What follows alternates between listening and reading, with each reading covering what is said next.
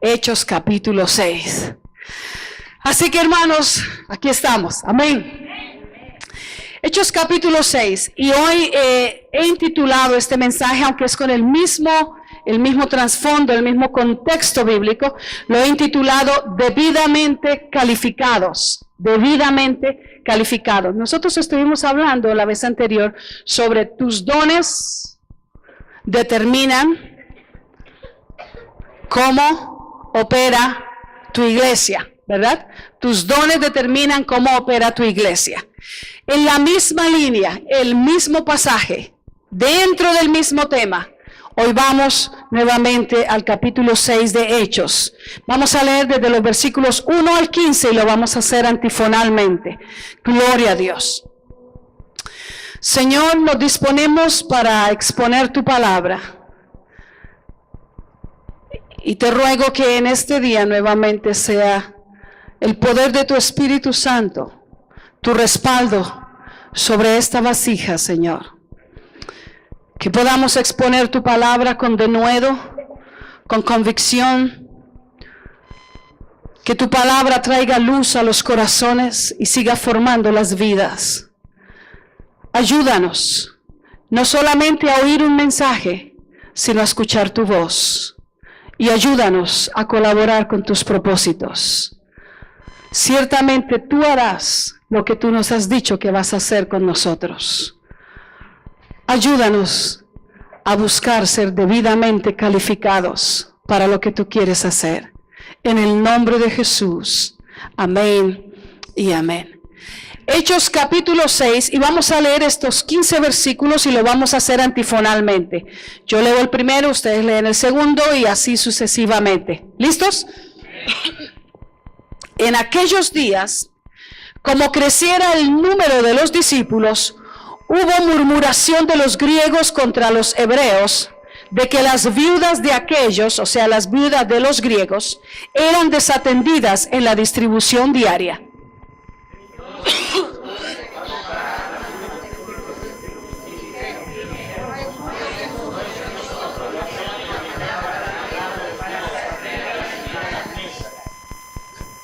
Ok, vamos a continuar leyendo y vamos a añadir todo nuestro entendimiento a lo que estamos leyendo y hacerlo lo más unísono posible. Versículo 3.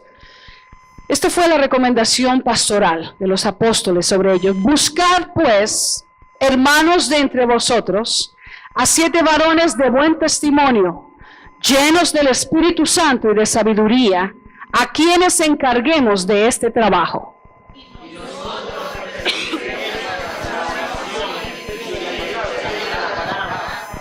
Agradó la propuesta a toda la multitud y eligieron a Esteban, varón lleno de fe y del Espíritu Santo, a Felipe, a Prócoro. A ver, déjenme regresar un momentito. Esteban dice que era varón lleno de fe y del Espíritu Santo. Así dice su Biblia también, ¿verdad?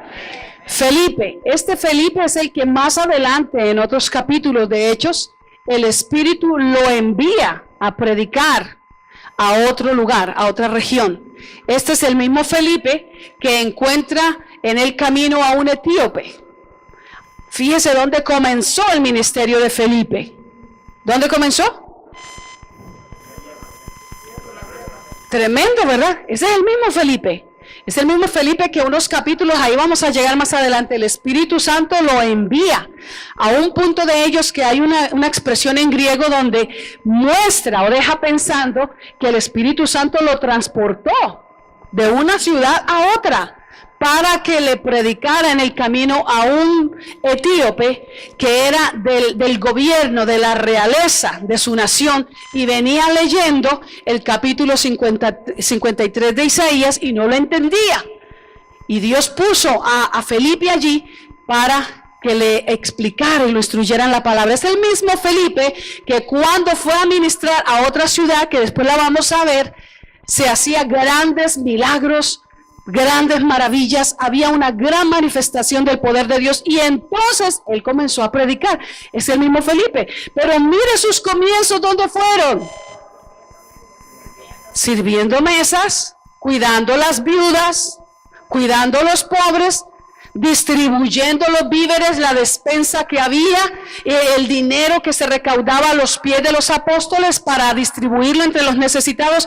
Ahí comenzó su ministerio. ¿Cuánto le dan la gloria a Dios por ello? ¿Se da cuenta, hermanos, cómo son los planes de Dios? Él conoce mejor. Entonces, el versículo 5 dice, también escogieron a Felipe, a Prócoro, a Nicanor, a Timón, a Parmenas y a Nicolás, prosélito de Antioquía. Espérenme un momentito, porque yo quiero aprovechar también estos momentos para instruir. Nicolás, prosélito de Antioquía.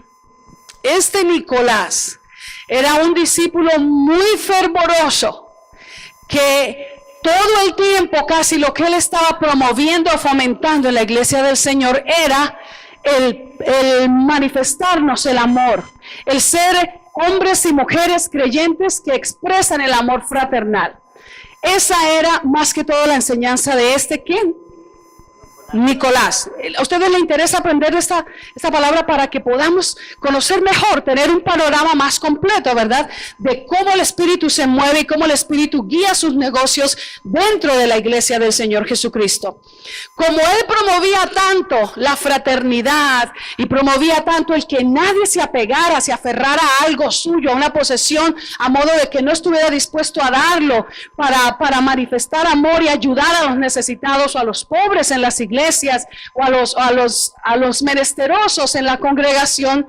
De ahí lamentablemente se derivó una falsa doctrina, una secta mala. Y la Biblia nos habla en el capítulo 2 de Apocalipsis, a través del Espíritu Santo hablando, a través del apóstol. ¿Cuál fue el que escribió Apocalipsis? A través de Juan. Y le dice a la iglesia de Éfeso: yo sé que tú has trabajado arduamente, que eres paciente, que eres celoso, y sé que eres celoso de la doctrina, y sé también que aborreces a los que practican. ¿Ustedes no se acuerdan? Los que practican la doctrina de los nicolaitas, la cual yo también aborrezco. Tremendo, ¿verdad? Esa es la doctrina de los nicolaitas. ¿Qué pasó? Que muchos degeneraron el amor fraternal, y de ahí surgió una falsa doctrina, una secta que se llamó los nicolaitas. No quiere decir, no hay pruebas, no hay evidencia de que Nicolás fue partidario de ellos, solamente que degeneraron sus enseñanzas y la profesión de su fe. Y entonces, ¿en qué terminó toda esa secta de los nicolaitas? Ellos predicaban y profesaban que nadie diga ser suyo nada, ni aún sus propias esposas. Entonces todo se tenía que tener en común, y se degeneró a una conducta inmoral, adúltera, de orgías. Esa es la famosa doctrina de los nicolaitas. Mire, aún las cosas más buenas como comienzan, el corazón humano las puede hacer bien chuecas, ¿verdad que sí? Alabado sea el Señor. Estamos caminando, ¿verdad?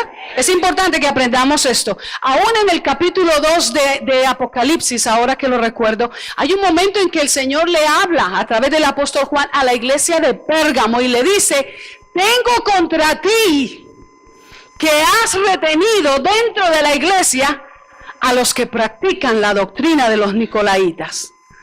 Y hermano, eso hasta el día de hoy.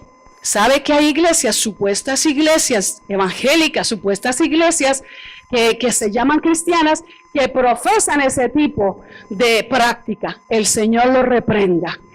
Sea en todos honroso el matrimonio, santo, sin mácula, sin manchas, ¿verdad que sí? Porque todas nuestras actividades como hijo de Dios son espirituales.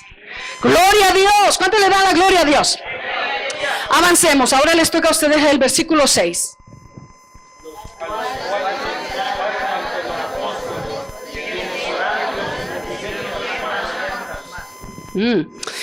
Y crecía la palabra del Señor. ¿Qué crecía? Y como crecía la palabra del Señor, entonces mire lo que pasaba. El número de los discípulos se multiplicaba grandemente en Jerusalén.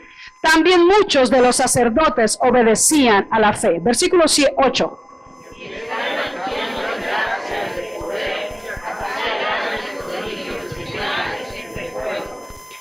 A ver, hermanos, el versículo 5, ¿qué nos dice de Esteban?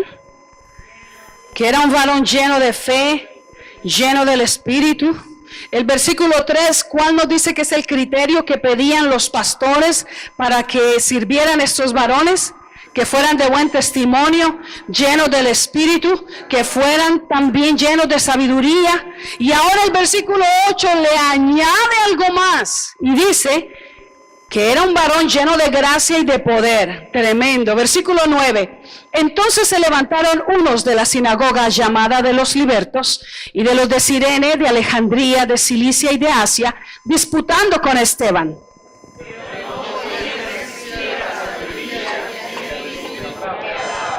Entonces sobornaron a unos para que dijesen que le habían oído hablar palabras blasfemas contra Moisés y contra Dios.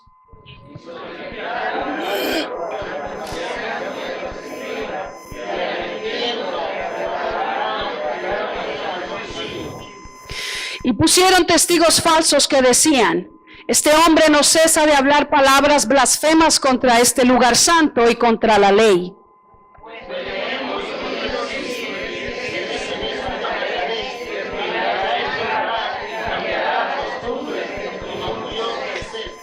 Y mire esta otra descripción en el versículo 15 del criterio de este varón. Entonces todos los que estaban sentados en el concilio, al fijar los ojos en él, vieron su rostro como el rostro de un ángel. ¡Wow! Amados hermanos, en nuestra reunión anterior, con respecto al estudio de los mensajes del libro de los Hechos, consideramos que la iglesia, aún la iglesia más espiritual, aún la iglesia con tanto despliegue y demostración de los dones, saturada de señales de poder, llena del Espíritu. ¿No es cierto que esa es la iglesia que hemos estado viendo en el libro de los Hechos? Pastoreada en lo que, en mi opinión, es lo más excelente del ministerio de todas las épocas, desde que está establecida la iglesia. También en esa iglesia surgieron problemas.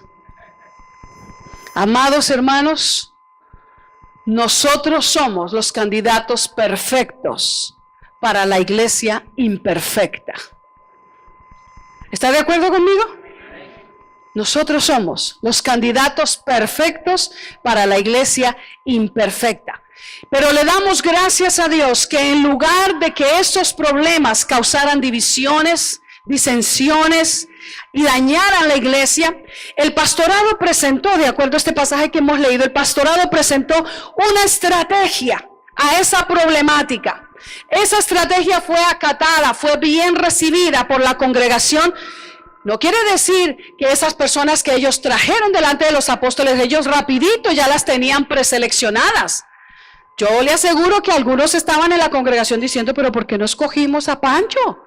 Pancho hace esto. Y otro dijo, ay, pero ¿y cuál es el problema? ¿Por qué no escogimos a Ramón? Mire Ramón cómo se porta de bien. Había diferentes opiniones. Pero en una opinión lograron todos estar de acuerdo y al fin seleccionar a 7 de esos varones y presentarlos para que fueran aprobados, ungidos, empoderados debidamente para representar a los apóstoles, al ministerio del pastorado y atender esta problemática que estaban enfrentando. Gracias a Dios, esos problemas que ellos enfrentaron en estos capítulos que estamos viendo fueron problemas que no pudieron vencer a la iglesia. Amados hermanos, el infierno levantará y abrirá puertas contra la iglesia del Señor Jesucristo. Toda la historia de la iglesia cristiana ha estado saturada de eso. Jesús dijo, el infierno abrirá puertas, pero la iglesia prevalecerá en contra de esas puertas que el infierno abre. Porque esa iglesia ha sido fundada en la roca inconmovible de los siglos, que es nuestro Señor Jesucristo. Ellos vencieron esa situación de tal modo que lo que se presentó y se proyectó como un problema, como un desafío, como una situación difícil, que qué vamos a hacer, que cómo le vamos a solventar, que qué esto va a pasar, que esto va a traer disensión, que esto va a apartar a algunos, todo eso pudo haberse considerado. Pero ese problema que surgió y que pudo haber traído mal y haber traído daño y destrucción, fue enfrentado por una iglesia y un pastorado del debido calibre. Y eso redundó en mayor gloria, mayor fruto, mayor bendición y mayor crecimiento para la iglesia del Señor Jesucristo. Amén. Eso es lo que nos dice ese capítulo. Hoy tú y yo vamos a considerar no la problemática. Ay, que las viudas, que es que hay algunas viudas que comen mucho, que piden más, que es que hay algunos pobres que nunca se sacian. No vamos a considerar la problemática, sino que vamos a entrar a considerar las cualidades de los seleccionados por la iglesia y aprobados por el apostolado que pastoreaba la iglesia primitiva. Vamos a considerar ¿qué? Las cualidades. Amados hermanos, es mi deseo y es el deseo sin duda de todos en la iglesia que seamos debidamente calificados. Amén. Debidamente calificados. Este es uno de los primeros pasajes del Nuevo Testamento que dentro del contexto que nos está hablando nos introduce al término griego que dice diaconía. Diaconía. Algunos tienen que ya haber repasado este texto o este término en alguna de las clases del nivel del discipulado. Diaconía quiere decir diáconos. ¿Verdad que no se requiere mucho para poder deducir ese término? Pero ¿qué es lo que eso significa en realidad en el lenguaje del griego? Sencillamente significa servidores. Y cuando el pastorado, los apóstoles le dijeron a la multitud, busquemos o busquen dentro de ustedes varones, que sean 7, que tengan buen testimonio, llenos del Espíritu Santo, llenos de sabiduría, a quienes encarguemos este trabajo para servir a las mesas, está diciendo, elijan y preséntenos los candidatos para nosotros aprobarlos o desaprobarlos, pero esos serán los candidatos que van a ser diáconos. Es una idea diferente a la que en muchas iglesias se presenta, ¿verdad que sí? En muchas iglesias, lamentablemente, la opinión de ser diácono es la opinión del que todo el tiempo tiene que oponerse al pastorado. ¿Y por qué se ríen? Sí, yo crecí en iglesias semejantes desde niña. La gente no sabía en realidad lo que es ser diácono. Algunos se creían que ser diáconos son los que tienen que dominar la agenda pastoral, dominar al ministerio, decir específicamente cómo se lleva a cabo la administración y en todas las cosas se envolvían menos en servir. El pastor le tocaba estar manejando la van, llevando a la anciana al hospital, llevando a los hijos de la hermana que se registren en la escuela. Y no, el pastor hacía todo el servicio y los diáconos solamente se encargaban de hacerle una evaluación si pasó o no pasó el trabajo del pastor. Pero si nosotros vamos a la palabra, porque Vida Abundante es una iglesia que ama la palabra, todos hemos sido llamados a ser diáconos. Diáconos dentro del contexto, dentro del significado de que tú y yo hemos sido llamados para servir. ¿Verdad? Un adagio muy popular que se dice en Latinoamérica, dice que si tú no vives para servir, así se lo saben. Ustedes hoy me tienen esa mía prueba, ¿no? Como, hoy no le contesto a la pastora porque ahí me va a dar duro un riatazo.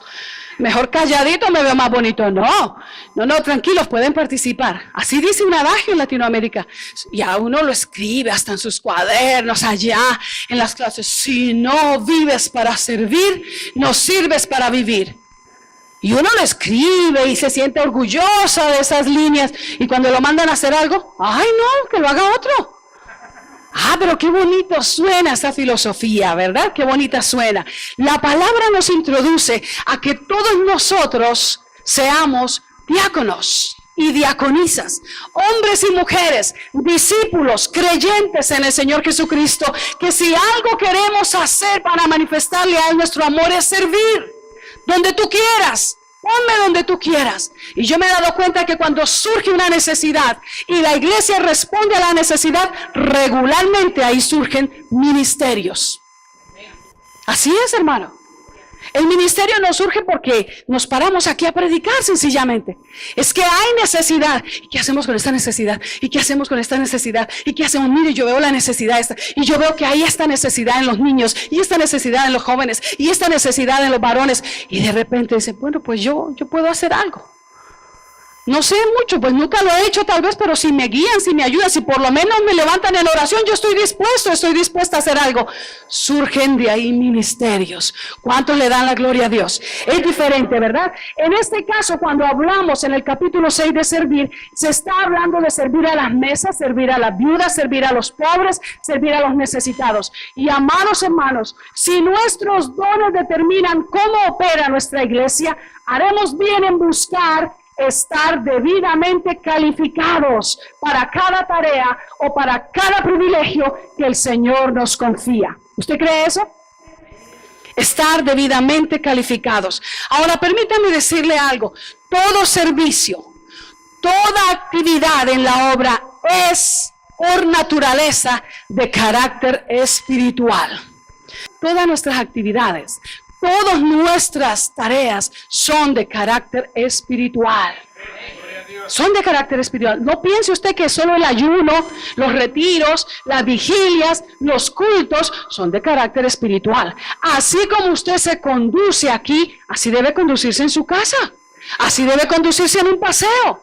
Por ahí supe que la semana pasada salieron un grupo de hermanos a querer conquistar la montaña. ¿Dónde están los hermanos que fueron? ¿Dicen amén?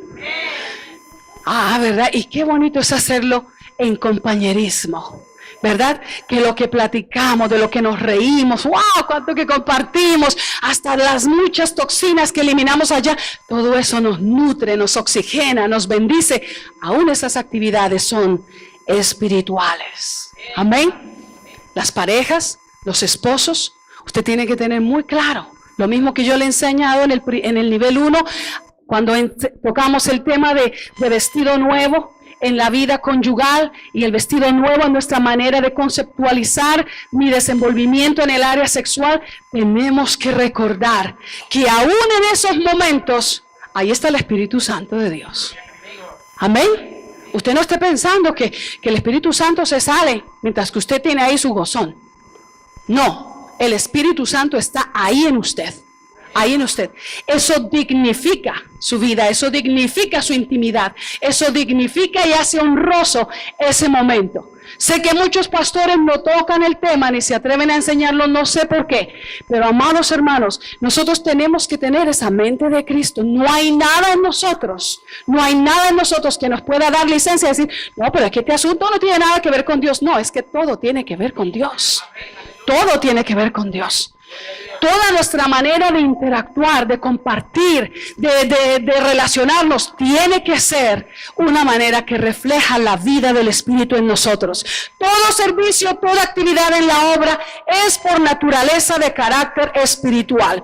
Dios nos ha equipado como su iglesia al repartir dones para la mutua edificación. Mi trabajo número 1 como su pastora, como ministro del Señor, mi trabajo número 1 es darme de lleno a la oración y al ministerio de la palabra. Así es. Esa debe ser mi prioridad. El más alto porcentaje de mi tiempo está y debe estar dedicado a esas ocupaciones. ¿A cuáles ocupaciones? Eso es lo que dice la palabra. Darme de lleno, dedicarme a la oración y al ministerio de la palabra. Todas mis demás funciones, hermanos, se derivan de esas dos. Y todas mis demás funciones están supeditadas, están sujetas, dependen. Serán o no serán efectivas según yo cumpla con la tarea número 1 que por ser llamada al ministerio Dios me ha impuesto. ¿Están conmigo? ¿Verdad que sí? ¿Usted lo entiende así? Es importante que nos entendamos en esto. Dije que todas las demás actividades están supeditadas a ser o no efectivas según yo cumpla con la tarea número 1 que por ser llamada al ministerio me es impuesta. Impuesta. ¿Cuántos de ustedes pagan impuestos? Yo espero que todos los que trabajamos. A ver, déjenme le doy otra oportunidad. ¿Cuántos de ustedes pagan impuestos? ¿No es cierto? ¿Y usted por qué paga impuestos?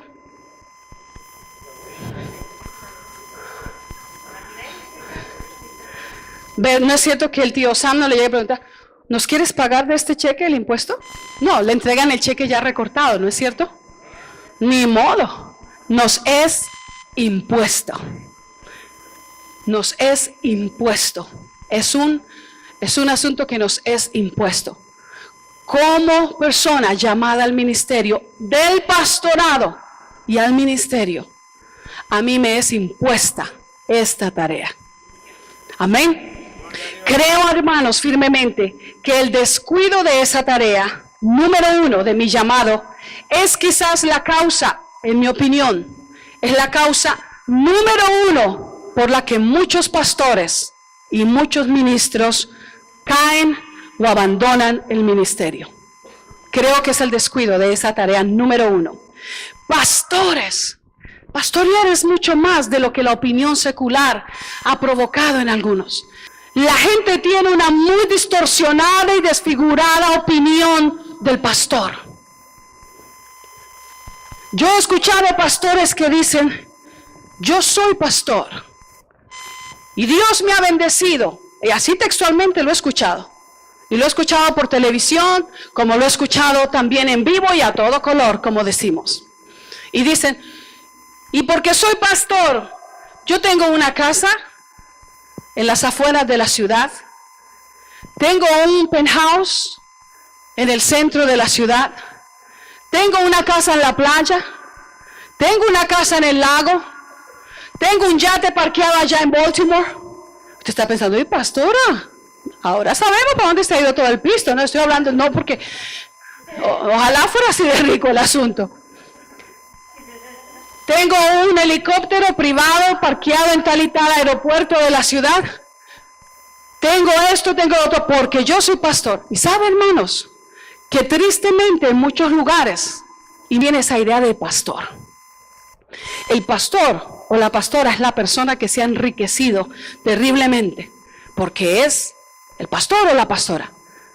Ahora, creo yo que Dios, de acuerdo a su palabra, nos enseña que dignamente debemos vivir. Tampoco no es que el pastor, por ser pastor, o la pastora, por ser la pastora, tiene que estar afuera mendigando. Que los diáconos o los líderes tienen que fijarle cuánto debe ganar y en qué debe invertir el salario. Le he ministrado a pastores, tremendos pastores de Dios, que abandonaron el ministerio porque hubo diáconos y líderes en la iglesia que hasta les querían imponer cuánto papel higiénico podían gastar en la semana. Eso es exagerado. Pero hermanos, qué terrible, los dos extremos. Pastor, de acuerdo a la palabra, es una connotación completamente diferente. Pastor es el llamado más parecido al de Jesús. ¿Usted no lo ve así? Yo así lo tengo muy claro. Es el llamado más parecido al de mi maestro precioso. Es el ministerio único que combina todos los demás ministerios. Para usted ser un pastor, una pastora efectiva, usted debe ser evangelista. Debe ser también profeta. Debe ser apóstol, que quiere decir que debe tener también ese destello, esa pasión, esa inclinación, ese anhelo fervoroso por plantar y abrir otras iglesias. Amén. Y debe ser maestro. Un pastor efectivo debe ocuparse en todos los 5 ministerios, pero siempre el más sobresaliente será el pastorado. Óigame, eso está tremendo. ¿Cuántos están caminando conmigo? ¿Se da cuenta que el pastor es diferente? El pastor es el único del cual el Espíritu reveló que Jesús es el príncipe de los pastores. Ay, a mí eso me parece muy lindo. Muy, muy lindo. Créanme que aunque no hubiera un concilio, un presbítero o un concilio que presidiera encima de nosotros, todavía yo tendría muy claro que al príncipe de los pastores tengo que darle cuentas. No dice que el príncipe de los evangelistas, ni dice que es príncipe de los apóstoles. dice que Él es el príncipe de los pastores. ¿Cuántos le dan la gloria a Dios por ello?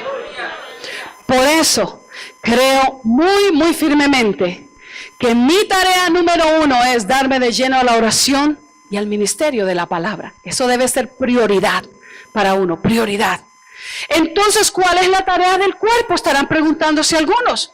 Bueno, entonces, ¿cuál es la tarea del cuerpo? Vamos a ir a Romanos capítulo 12 y vamos a leer unos versículos porque estamos entrando ya ahorita mismo a esas cualidades de las que nos menciona el capítulo 6 de Hechos. Leamos en Romanos capítulo 12 versículos 4 al 8. Indíquenme con un amén cuando usted haya encontrado, por favor. Romanos 12 del 4 al 8 nos dice cuál es entonces la tarea del cuerpo. Versículo 4. Porque de la manera que en un cuerpo tenemos muchos miembros, pero no todos los miembros tienen la misma función. Así nosotros, siendo ¿cuántos? Siendo muchos. ¿Somos cuántos cuerpos? Un cuerpo en Cristo y todos miembros los unos de los otros. Tú te debes a mí, yo me debo a ti.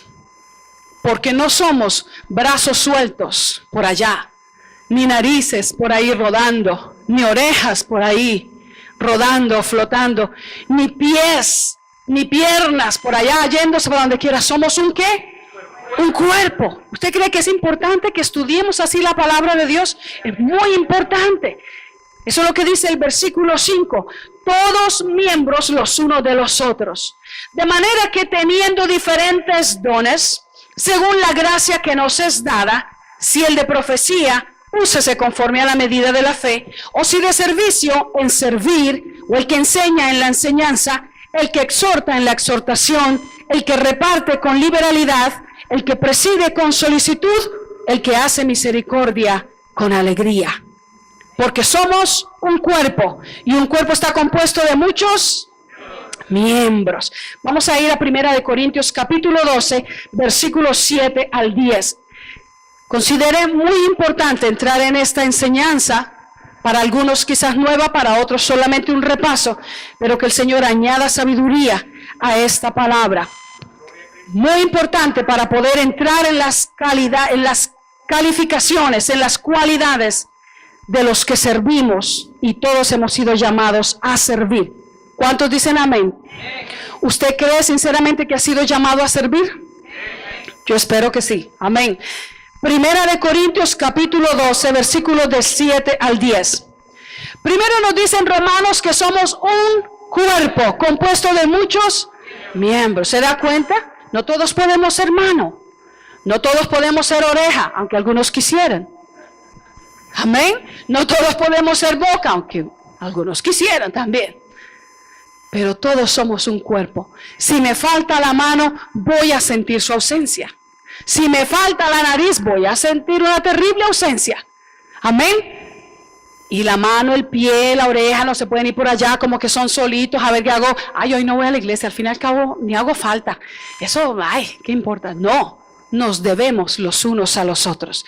Pero el Espíritu Santo sigue instruyéndonos y dice en 1 Corintios capítulo 12, versículos del 7 al 10, dice: pero a cada uno le es dada la manifestación del Espíritu para provecho. ¿Para qué?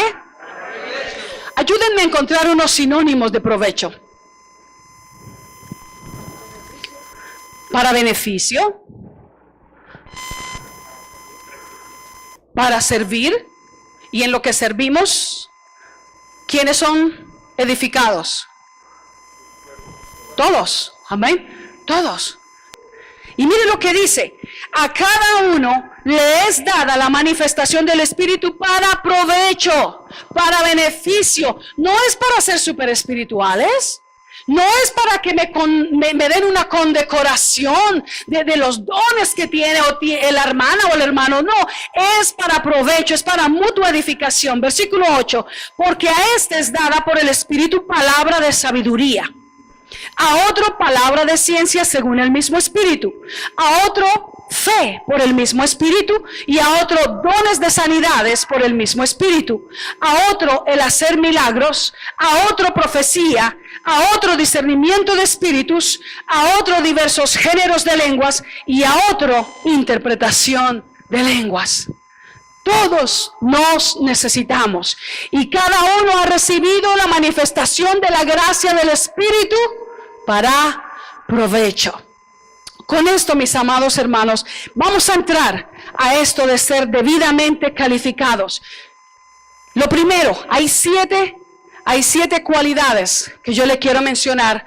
Tranquilo, vamos a salir antes de las 6 de la tarde, no se preocupe, porque este día solamente voy a cubrir 3 de ellas. Amén. ¿Cuántos le dan un gloria a Dios rotundo? Ay, gracias Señor, solo 3, qué bueno. Ahí vamos. El primero de ellos, en el versículo 3 dice, busca, hermanos, de entre vosotros. No te vayas a otra iglesia a buscar. Ay, este hermano toca rico. Vamos a invitarlo a nuestra iglesia. Ay, esa hermana evangeliza, pero bien precioso. La voy a conquistar a ver si me la llevo para mi iglesia. No. Busca de entre nosotros ese discípulo, en primer lugar, que sea de buen testimonio. Eso no tiene mucho misterio, hermanos. ¿Sabe que yo nunca he compartido esa opinión de algunos? Yo sé que lo dicen porque pues es lo común decir, hermanos, tenemos que guardar el testimonio. Yo no creo que hay que guardar el testimonio. Yo creo que donde tú estés, tú eres lo que tú eres. Pero decir públicamente o decir en la iglesia, hermano, no haga eso porque hay que guardar el testimonio.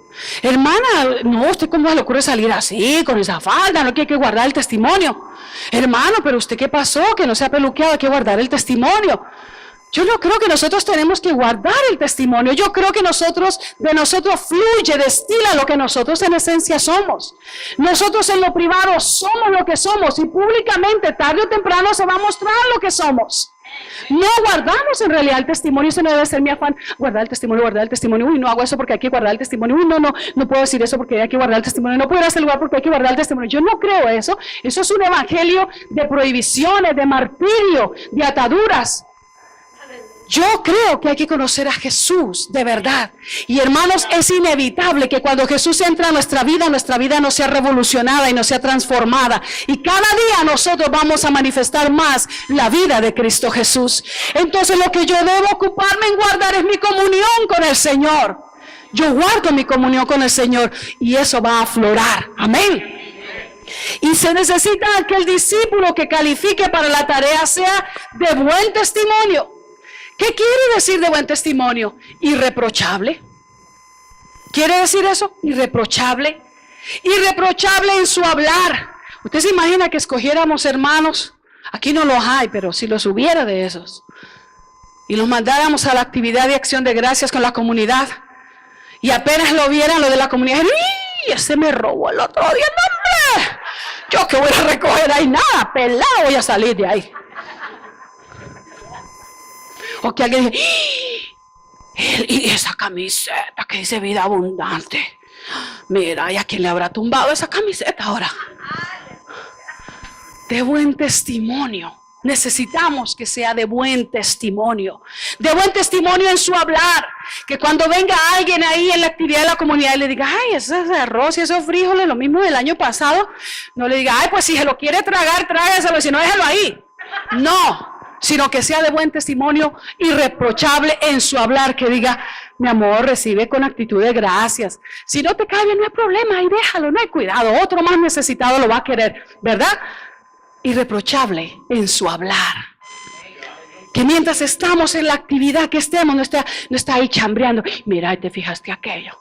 Y viste esa muchacha. Ay, y escuchaste la nueva canción de Juanes. Y si viste, supiste la última de Shakira. No, irreprochables en su hablar, hermano. Eso yo se lo digo así, no acá pensando, y la pastora se la pasa en las farándulas. No, ese es el mundo en el que vivimos y se oye donde quiera y está uno bombardeado de eso en muchos lugares. ¿Cómo no se va a enterar uno de esas cosas? No es cierto, hermanos. No es cierto, ¿verdad? Pero que seamos irreprochables en nuestro hablar. Irreprochable en su interactuar. ¿De qué manera me relaciono yo con la gente? Cuando me relaciono con los varones, con las mujeres, con los niños. Hay gente que no le presta atención a los niños. Ay, ya vino aquí a molestar. Saquémoslo aquí. Irreprochable. de buen testimonio en su trato con los niños. Una persona de buen testimonio, un discípulo que tenga peso en su palabra. ¿Verdad? A mí me gusta cuando hablan de hermanos de vida abundante. No es que me lo dijo tal hermano, me lo dijo tal hermana. Tiene peso su palabra. No ese tipo de palabra que todo el mundo dice, sí, ya me lo conozco. Él siempre dice eso, pero nunca lo hace. ¿Verdad?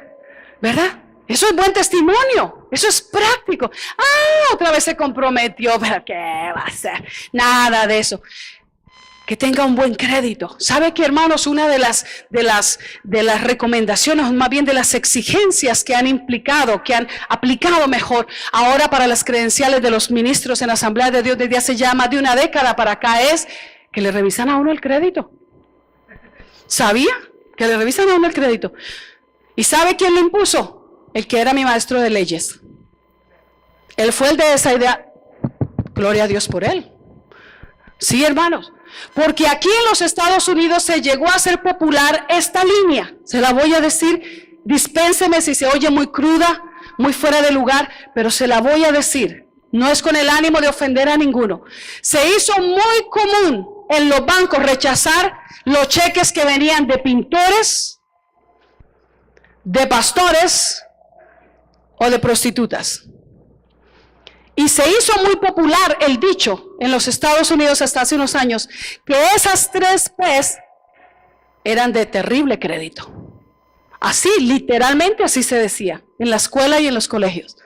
Amados hermanos, gracias a Dios, nosotros hemos sido llamados a vivir por un estándar todavía más elevado. Yo sé que la economía está difícil. Yo sé, yo lo he sentido. He tenido que aprender a dar, de abstenerme todavía más, pero gracias a Dios yo así aprendí a dar, desde muy niña. Yo aprendí a dar para misiones, aprendí a dar para el diezmo de una niña de 8 años, de 9 años. ¿Cuánto diezmo puede dar? Aprendí a hacerlo absteniéndome, porque Él ha sido mi pasión siempre. Él ha sido mi amor. Y yo lo daba. Y este tiempo lo he tenido que aprender aún más, hermano. Pero que el Señor nos ayude a mantener nuestros compromisos a la altura de una iglesia que vive el Evangelio del Señor Jesucristo. Amén. Se necesita que sean discípulos de buen testimonio, de reputación honorable. Amén, que la gente sepa, wow, si le podemos creer. Mire, amados hermanos, le voy a leer rapidito. Eclesiastés capítulo 7, versículo 1 dice, mejor es la buena fama que el buen perfume. Usted puede pasar por donde usted quiera oliendo la colonia de la última colonia, el mejor perfume que haya. Y la gente dice, pero que huele rico. El perfume está pero delicioso. Y algunos, si son tan meques como yo, hasta se atreven, mira, ¿qué estás usando? ¿Y cómo se llama? Y costó mucho. Y le doy gracias a Dios por esa familia que me regaló unas nuevas lociones el perfume el domingo pasado. Porque yo soy muy meque a veces. Y, qué rico. ¿Y sabe lo que dice el proverbio? Dice, mejor es la buena fama que el buen ungüento. Es mejor que la gente diga bien de ti y diga, hay que creerle. Sí, ella lo hace. Sí, si te dio su palabra, lo va a hacer. No, eso, tranquila que eso ahí está segura. Está seguro a que la gente diga, qué rico huele. Lástima que sea tan chueco. Eso es lo que dice. Eso es lo que dice el proverbio. ¿Están conmigo, hermanos? Lástima que sea tan mentiroso. Lástima lástima que haga tantas cosas feas. Entonces dice el proverbio, mejor es la buena fama que el buen perfume. Más adelante la palabra dice, iglesia, que tú sí sea sí, tú no sea no. Si te comprometes, hazlo. Si no puedes por alguna razón mayor a tu voluntad, repórtate. Amén, repórtate. El hacerlo manifiesta un grado de respeto para con los que te están esperando. Que lo malo que digan de ti, dice el apóstol Pedro, que cuando la gente que no te quiere, que no está agradada de ti, se reúne a hablar de ti, digan las cosas malas que dicen de ti, las digan mintiendo. Amados hermanos, para ser discípulos debidamente calificados, debemos ser discípulos de buen testimonio. ¿Cuántos dicen amén a ello? Amén. Segundo, busque ser un discípulo lleno del Espíritu Santo, es lo que dice el versículo 3. Es la segunda cualidad que nos menciona. Busque ser un discípulo lleno del Espíritu Santo. Para estar lleno del Espíritu, de acuerdo a lo que enseña la Biblia, se necesita en primer lugar creer en Jesús. Y hoy por hoy mucha gente afuera dice, yo creo en Él. Jesús es muy lindo maestro. Mi maestro de literatura inglesa, el primer año aquí en el Montgomery College, era un judío. Y él creía en Jesús. Y él decía, Jesús fue un gran maestro. Pero mire lo que dice la palabra. Hay que creer en Jesús conforme a las Escrituras. Creer en Jesús no como me parece, ni como yo me imagino. Ahora en Colombia escuchaba a varias personas que me hablan así. Es que bueno, yo digo que todos le oramos al mismo Dios. Y todos vamos, y sí adoramos a Jesús, pero todos vamos a dar lo mismo. Yo le decía, no te equivoques. Eso no lo dice la palabra. Hay que creer en Jesús como dice la Escritura. La Biblia nos dice en el capítulo 7 de Juan, que en el último y gran día de la fiesta, Jesús se puso en pie y alzó su voz diciendo, si alguno tiene sed, venga a mí y beba. El que en mí cree, como dice la Escritura, de su interior correrán ríos de agua viva.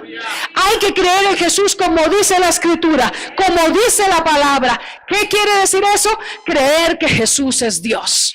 Creer que Él es el único medio de salvación para el ser humano. Usted puede orar a la persona o al medio que usted quiera orar, pero el único que lo va a salvar es Jesucristo, el Hijo de Dios. Creer que rechazar a Jesús es suficiente causa para ser condenado eternamente, porque eso lo enseña la palabra. Creer que Él estableció la iglesia sobre sí mismo. Hay quienes equivocadamente piensan que la iglesia está establecida sobre el Señor que vive en el Vaticano, que es, en su opinión, el sucesor de Pedro.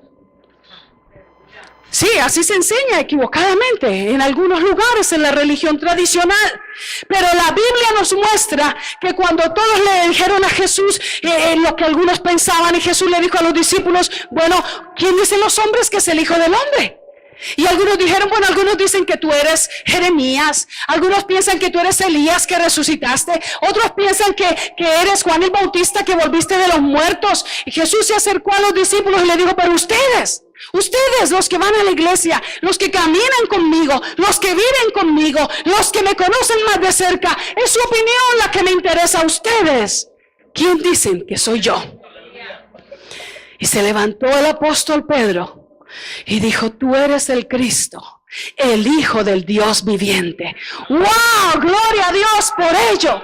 Tú eres el Cristo, el Hijo del Dios viviente. Y Jesús siguió repellando en esa enseñanza que se ha convertido, y así debe ser, una de nuestras verdades cardinales, una doctrina cardinal, fundamental para la predicación del Evangelio. Jesús dijo, bienaventurado, dichoso eres, Pedro, porque lo que acabas de declarar no te lo pudo enseñar ni revelar carne ni sangre, sino que te ha sido revelado por el Padre que está en los cielos. Y yo digo esto, sobre esta roca edificaré mi iglesia, y las puertas del infierno no prevalecerán contra ella.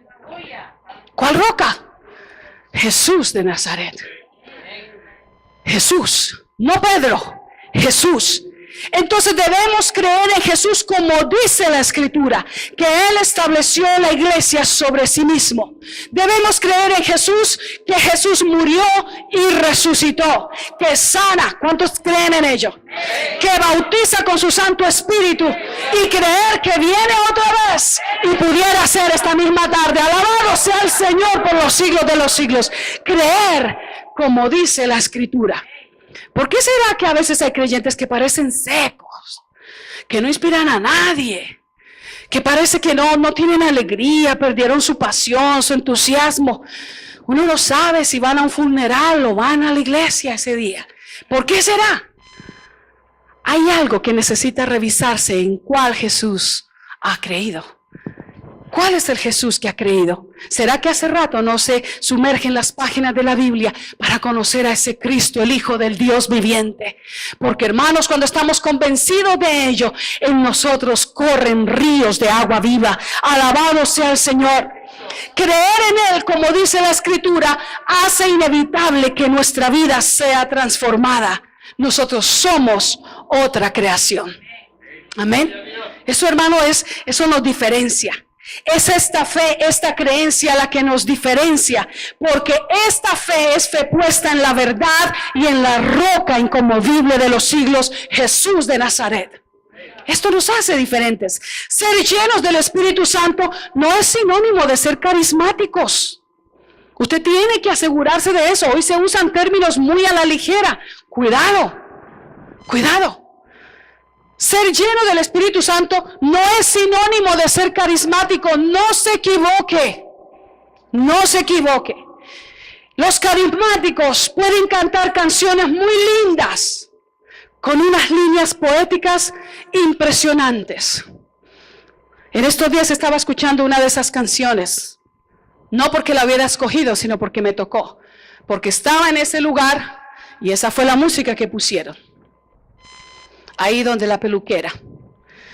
Y la canción dice: le canto a mi hermano el sol, le canto a mi hermana la tierra, a mi hermano el fuego.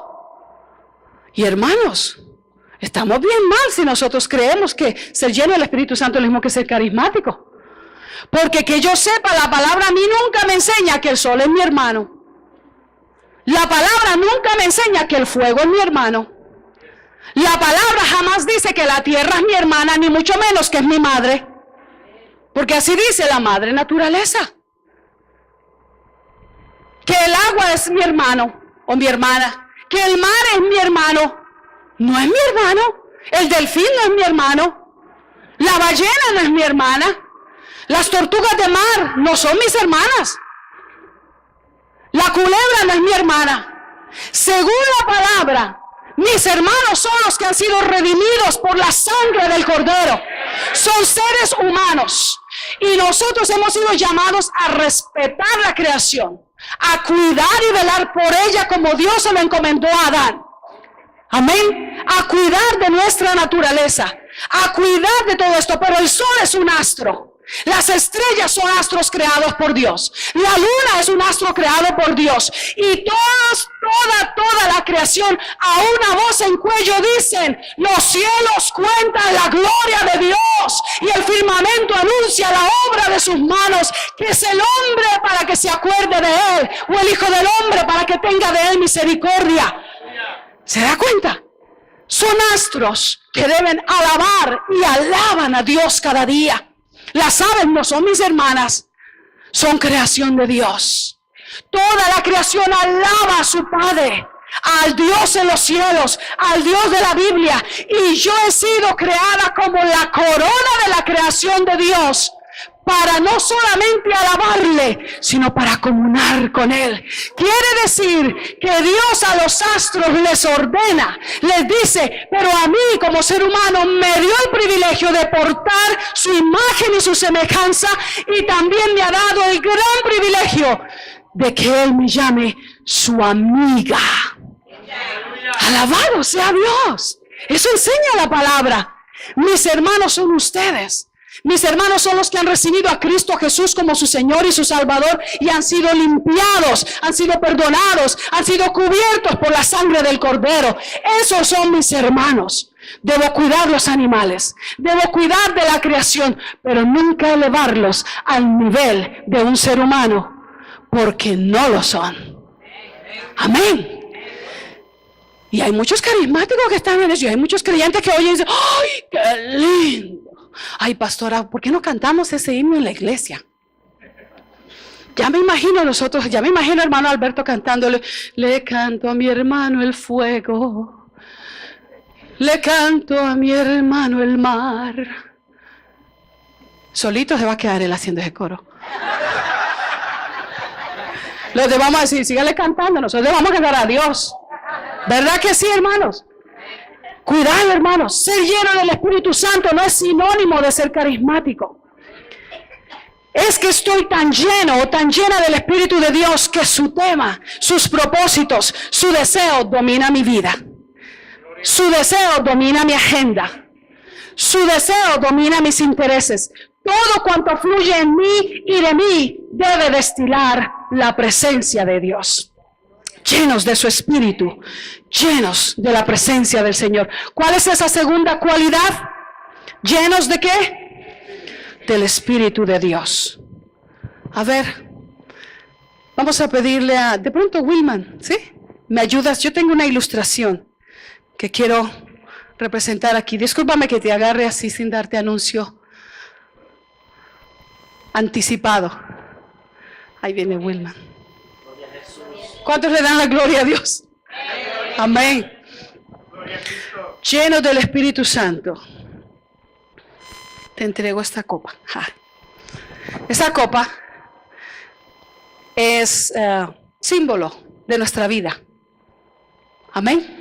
Si quieres la subes un poquitito más para que los hermanos la vean. Esta copa es símbolo de nuestra vida. Es símbolo, obviamente no es nuestra vida, pero usted está conmigo, ¿verdad? ¿Usted me entiende? Es símbolo, va a representar nuestra vida. Representa a Wilman, representa, cada uno de ustedes me representa a mí. Esa copa. ¿Está llena la copa? ¿Seguros? ¿Por qué será que hay creyentes que aún estando así con el Espíritu dicen, estoy lleno, lleno de Dios, lleno del Espíritu? Y uno lo mira y dice, se me hace que le falta un poquito. Todavía si hablar no me está mucha llenura, ¿no es cierto? ¡Ay, yo estoy flotando en el Espíritu! Y el Espíritu no está, en realidad la copa no está llena. Pero se puede llenar. ¿Cuántos creen que se puede llenar? Claro que se puede llenar. Y como esa copa es símbolo de nuestra vida, vamos a pedirle al hermano Wilman que él la llene. Diga conmigo, se está llenando. Se está llenando. Que así se llene mi vida de tu Espíritu. Que así se llene mi vida de tu Espíritu. Aleluya. Váyame preparando otra botellita, hermanos. Sí, en serio. Destápenmela, hermano, por favor. Miren la copa. ¿Cuánto le da la gloria a Dios? Esa copa está llena. No está llena. ¿Verdad que no está llena? A esa copa le falta todavía llenarse. ¿No es cierto? Y nuestra vida debe ser así. Ay, todavía, Señor, hay un poquito a mí en mi carácter. Uy, no, se me volvió a salir el indio. Señor, lléname de tu Espíritu de verdad. Así tiene que ser, hermanos. Señor, esto, ¿qué? Pero estoy llena. No, todavía falta un poquito. Tranquilo, hermano, que ahorita nos traen unas mantitas que la hermana Carmen hizo por ahí. Vamos a llenar. ¿Está llena la copa? ¿Está llena? ¿Están seguros? ¿No están poniendo en aprietos al hermano? ¿Está llena la copa? No está llena. ¿Está llena la copa? No está llena. Ah, es que la perspectiva suya es diferente a la nuestra. Pero no está llena, hermano. Está casi llena. Casi llena. El hermano está como, Señor, dame buen pulso, Señor. Que el frío no me vaya a consumir. ¿Está llena? Hermana Connie tiene que revisarse los lentes, ahora sí está llena. Está llena. Pero esa copa que es símbolo de nuestra vida puede estar rebosante. ¡Aleluya! Puede estar rebosante con el poder del Espíritu de Dios. Gracias, hermano. Ahora, ¿qué hacemos? Tomémonos el agüita. Yo le puedo ayudar porque si no se va a tirar. Esa gracia, varón. Esa copa que simbolizaba nuestra vida debe ser para nosotros, hermanos, un recuerdo leve. Señor, todavía falta en mí, pero cuando eso está rebosante, cuando eso corre, mire, hermano, ¿qué se regó de esa copa? Agua. ¿Qué tiró la copa? Agua. ¿Qué había? Agua. ¿De qué estaba llena? De agua. ¿Qué tiene que salir del discípulo lleno del Espíritu Santo? Espíritu Santo. Cuando habla Espíritu Santo. Donde se goza con el Espíritu Santo. El Espíritu está rebosante en nosotros. Ay, Jesús tenía mucha razón cuando dijo, cree en mí como dice la Escritura, y de tu interior correrán ríos de agua viva, ríos que son del Espíritu Santo, que habría de venir cuando Jesús fuera ascendido al cielo. Alabado sea el nombre de Jesús. Dígale con ese aplauso, yo quiero verme como esa copa que rebosa agua. Quiero que en mí rebose el aceite del Espíritu Santo de Dios. Aleluya. Oh, gloria a su nombre para siempre. Alabado sea el nombre del Señor. Así debe ser, mis amados hermanos, que todo lo que de nosotros destile, aflore, fluya, emana, sea la presencia del Espíritu de Dios. Amén, que eso sea. Como alguno puede estarse preguntando, pero pastora, ¿cómo nos llenamos y cómo nos mantenemos en esa llenura? Bebiendo en su fuente cada día. Tiene que ser pasando tiempo en su palabra, orando, meditando, bombardeando nuestros entornos de Él, de lo mucho que dejamos que entre a nuestra vida, de eso mismo vamos a dar. Así es, hermanos, no dejando de congregarnos, damos a otros de lo que de Dios hemos recibido. ¿Qué hemos recibido? La llenura de su Espíritu. Busque ser como esa copa rebosante. Por último, busque ser un discípulo lleno de sabiduría. ¿Lleno de qué? Lleno de sabiduría. Sigue en el versículo 3. El don de sabiduría opera diferente al de ciencia. El de ciencia, el palabra de ciencia se conoce también como palabra de conocimiento. Ya se lo dije anteriormente. La palabra de ciencia o la palabra de conocimiento entiende misterios. Tiene esa habilidad, ese es el don. Entiende misterios. De manera particular, capta rápidamente el mensaje que la palabra de Dios trae cuando la está leyendo, cuando la está meditando. Ahí se activa el don de conocimiento o el don de palabra de ciencia. Los hermanos que dicen, ay pastora, pero yo tengo tantos años en la iglesia y yo leo y leo, yo no entiendo nada. Cuidado. Pídale al Señor el don de conocimiento, palabra de ciencia, para que cuando usted abra la Escritura, usted pueda captar el mensaje que Dios le está dando a su corazón. ¿Están conmigo? Pero la palabra de sabiduría o el don de sabiduría opera diferente. Es lo que hace que el discípulo tenga la habilidad de aplicar el conocimiento bíblico a situaciones prácticas en la vida. Amada iglesia, de muy poco sirven todas las otras cualidades si falta sabiduría. Hay iglesias, hay ministerios que solamente piden poder. Poder, poder, poder, poder, poder. ¿Poder para qué? Para mal usarlo. Poder para hacerse vanidosos. Para decir yo tengo poder. Mire, yo le soplo a alguien y se va de espalda. ¿Usted no ha visto eso? Sí. Y cuando no se va, le damos una patada que se vaya de todas maneras. Lo tiramos. Hermano, así es. Así es. Yo sé que suena, mire, nos reímos porque suena chistoso. Y si lo vieras, es todavía más chistoso. Pero eso pasa hoy en este siglo XXI. Pasa en esta sociedad tan educada y tan culta. Pasa, hermanos. Poder. Queremos poder. Y viene alguien y apenas el predicador está, ¡guau! Le hace así, no sé cómo, y se va a la gente de espalda. Y todo, ¡uy, qué poder! ¿Para qué? ¿Edifica ese poder? ¿Deja fruto? Si deja fruto, es de Dios. Si no deja fruto, no es de Dios. Puede haber esas manifestaciones de poder y todavía otras más que tal vez no las hemos visto. Pueden haberlas. Dios es Dios y Él es soberano, Él puede hacer lo que Él quiera. Pero Él persigue algo que deje fruto, y fruto que perdure, fruto que perdure. Hay iglesias que solamente piden, y Señor, danos las llaves del reino, las llaves de Washington, las llaves. Mira, hace unos años ahí un supuesto apóstol dijo que Dios le había entregado las llaves de Washington.